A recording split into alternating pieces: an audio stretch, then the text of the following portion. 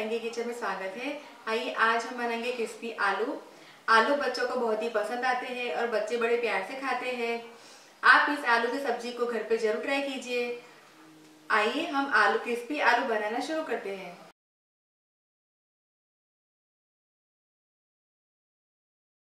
Crispy आलू बनाने के लिए मैंने यहाँ पे 4 आलू को मैंने छील के लिया हुआ है। आधा छोटा चम्मच लाल मिर्च पाउडर, आधा छोटा चम्मच हल्दी पाउडर, आधा छोटा चम्मच धनिया पाउडर, नमक हम लेंगे स्वाद अनुसार, आधा छोटा चम्मच चाट मसाला, 1 छोटा चम्मच जीरा, 4 बड़ा चम्मच तेल और 2 हरी मिर्च। तो आइए हम क्रिस्पी आलू बनाना शुरू करते हैं। सबसे पहले हम आलू को काट के तैयार करेंगे।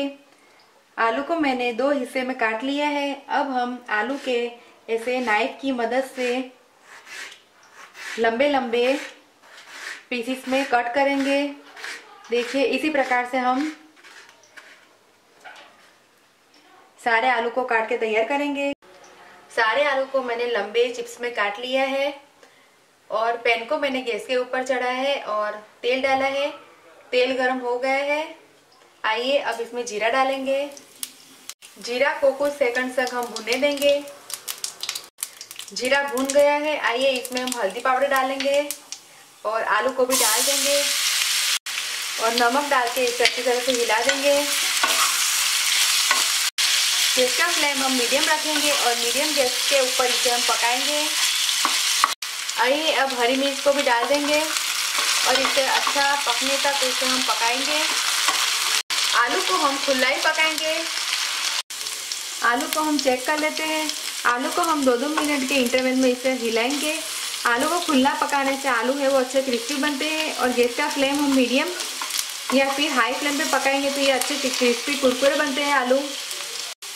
आइए सब्जी को हम चेक कर लेते। देखिए आलू है वो काफ़ी क्रिस्पी हो गए हैं। लाल मिर्च पाउडर, चाट मसाला और धनिया पाउडर डाल के इसे अच्छी तरह से हिलाएंगे। सब्जी को मैंने अच्छी तरह से हिला दिया है। सब्जी बनके तैयार है। गैस का फ्लेम हम बंद करेंगे और आलू को हम सर्विंग प्लेट में निकाल लेंगे। आलू बनके तैयार है। मैंने इसे सर्विंग प्लेट में निकाल लिया है। गर्मा गर्म आप इसे सर्व कीजिए। अगर आपको मेरा वीडियो पसंद आए तो आप मुझे कमेंट में फीडबैक दीजिए कि आपको मेरी रेसिपी कैसी लगी। क्रिस्पी आलू बनके तैयार है। बच्चों को तो बहुत ही पसंद आएगा। आप इस रेसिपी को घर पे जरूर ट्राई कीजिए।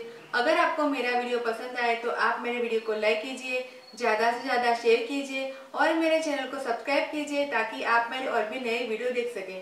दोबारा हम फिर मिलेंगे। तब तक के लिए थैंक यू।